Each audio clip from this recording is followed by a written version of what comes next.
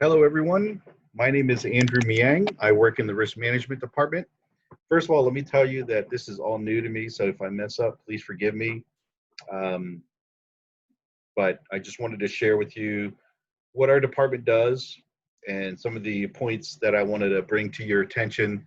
Um, and then also, I've been asked to share with you uh, some parts of Title IX, as Dr. Dennis McGrone, who's the Title IX coordinator, uh, was not able to share this with you. There's some new developments with Title IX, and I think you'll probably get a little more detailed training with regards to that. But let's talk about risk management. Um, I wish I was there in person with you so that we could actually be face to face and perhaps answer any questions that you may have, and I could see who you are and what you look like, because I feel like I'm at a disadvantage not being able to see you and you can see me. But anyway, when you see me in the hallways or on campus somewhere, just introduce yourself. I'd be glad to get to know you. Again, my name is Andrew Miang, and I'm in the risk department. There's a plaque I inherited when I moved into this office about 6 years ago, where my predecessor, two, two parts removed, has a plaque that says, or a frame um, certificate that says, whatever your position, you are a risk manager. Basically, what I see that as is, if you're if you're a teacher, professor, if you're office manager, if you work in the food services, there's always something that you could do to reduce risk, and that's risk of property damage or even bodily injury or personal injury. So again, remember, you are a risk manager. Just a few points I want to go through with you.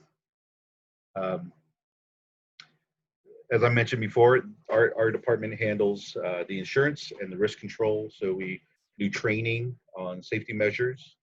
Uh, Mainly, the training is offered to service workers, food services, plant services, landscape, and so forth. Professors and teachers, not so much, but there could be some areas that we could cover as well. This department also handles workers' comp, and if you have a workplace injury, we would like for you to report it as soon as you can so that we can process the claim. Now, the first thing to do is, of course, attend to the injured party and make sure that they are uh, taken care of.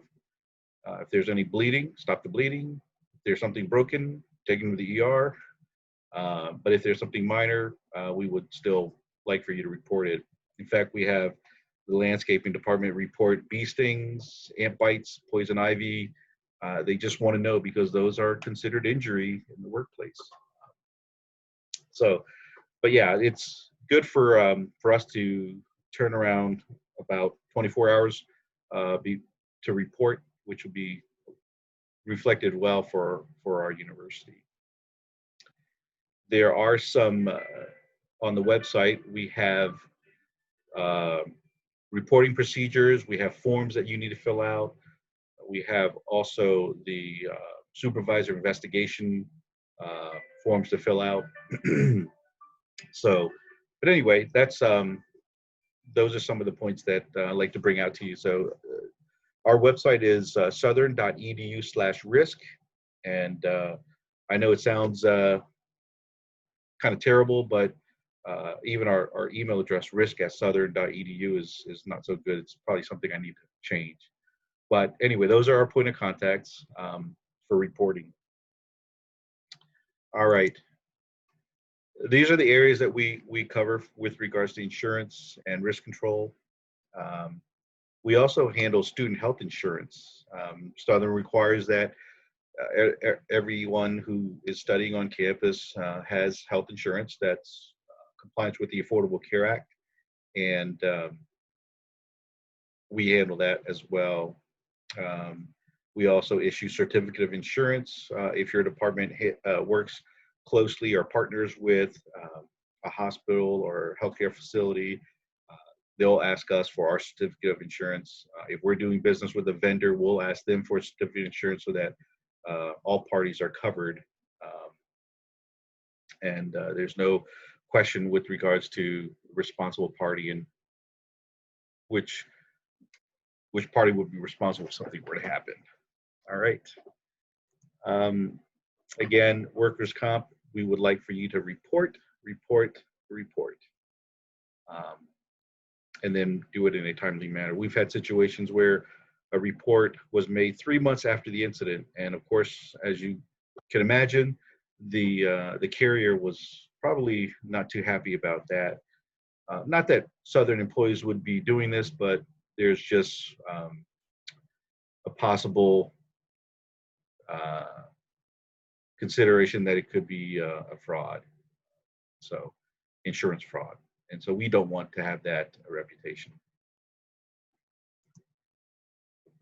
I mentioned earlier that that Title IX is being handled by Dr. Negron in the Student Development Office.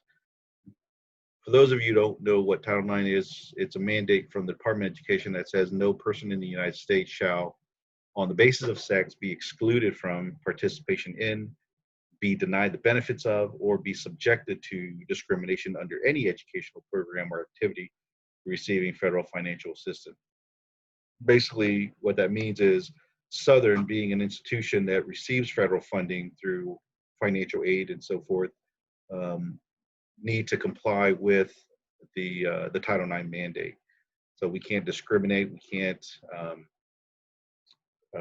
be partial to educational programs or activities. It started out as gender equity back in 1972 for interscholastic sports, but it turned out to be dealing more with sexual harassment and sexual misconduct. The Department of Education has mandated that the new regulations that were, I think, rolled out back in May need to be posted and abide by August 14, uh, which is a Friday. And I believe your presentation or your orientation is Tuesday, which 4 days after. But I would encourage you to go on Student Development's website to get more information on that. There are areas that I'd like to point out to you with regards to Title IX is that one, uh, there's a CSA, Campus Security Authority. Those are individuals who are in positions that are required to report, such as campus safety officers, non-law enforcement individuals. If they were to hear about sexual harassment or any kind of sex crime, that they would need to report to the Title IX coordinator. Individuals who hold positions at the front desk of resident halls or residence assistants or any individuals who have any kind of access to um, areas or departments who have the perception of reporting, they are required to report. The other category or the other group of individuals are responsible individuals. Now, don't take offense if you're not considered responsible employees. It's not that you're not responsible, it's just that the term that's widely used in the industry, responsible employees, those are individuals who are in a position that um, someone believes that they have the authority to redress sexual misconduct or sexual harassment. And so you would be required to report as well. There are individuals on this campus who are not required to report. Those are pastors and chaplains who are active. So if an individual was hired as a religion professor, but they are ordained pastor, they will be required to report because they are not serving in the capacity as a pastor, even though they were a pastor in the previous life. Another category would be University Health Center. So if a student goes to the University Health Center for treatment or something that's sex related, they are not required to report because that's privacy and that's what they're required to do is not report. Third group of individuals are our counselors. These are individuals who see our students, counsel them, but they also are not required to report. I just want to add a little caveat here that we will try to keep confidential as best we can, but complete confidentiality is not guaranteed because we need to consider the safety and security of our employees and our students and Southern community as a whole. We may need to share on a need-to-know basis without revealing any individual's name or locations or anything that would identify them. But again, it's for the safety of the community, our staff, employees, and students. I'd like to also let you know that there are individuals who are Title IX deputy coordinators.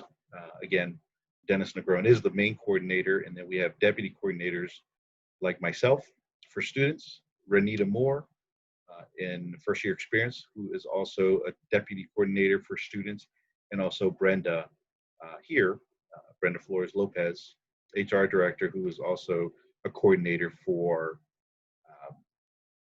employees. Again, we want to welcome you to Southern Campus, Southern family. We hope that you enjoy your employment here and that you make new friends. And if you have any questions, feel free to reach out to me. I'd be glad to answer any questions that you have. Again, my office is located in Wright Hall, second floor, room 2065. Welcome to Southern.